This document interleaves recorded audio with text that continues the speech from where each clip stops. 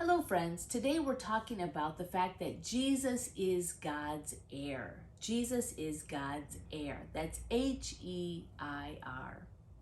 I don't have a great definition of heir off the top of my head, so let's look at what Easton's Bible Dictionary has to say. It says, under the patriarchs, the property of a father was divided among the sons of his legitimate wives, the eldest son getting a larger portion than the rest. The Mosaic Law made specific regulations regarding the transmission of real property, end of quote. So the heir received the property of the father. And who got the most? The eldest son. Jesus is an heir of God's property. Jesus is a child of God. Well, we already knew Jesus is a child of God. He is the Son of God. Let's see what Romans 8:29 has to say. It declares, for those God foreknew, he also predestined to be conformed to the image of his Son, that he, the Son, might be the firstborn among many brothers and sisters. Jesus is the firstborn among many brothers and sisters, and we're, of course, those brothers and sisters. In Romans 8:17, it says, now if we are children, what does that mean? Well, sons and daughters of God, these brothers and sisters to Christ. If we are children, it says, then we are heirs.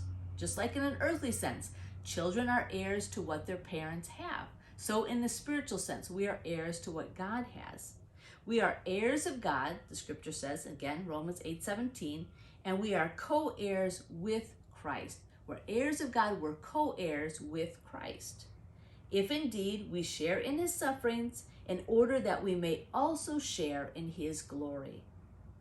In Hebrews 1:2, it says, but in these last days he, God, has spoken to us by his Son, whom he, God, appointed heir of all things, and through whom also he made the universe. So we also will inherit from God, and Jesus is our brother. He is the eldest son. Now I'm going to point out the obvious here. One cannot inherit what they already have. One cannot inherit what they already have. Jesus is not God, just like we're not God. We're going to inherit from God. Jesus is not God. He also is inheriting. And I just also want to point out that these scriptures declaring these things are found after Christ had already died and risen from the dead. He was still a son. He was still an heir after his death, burial, resurrection.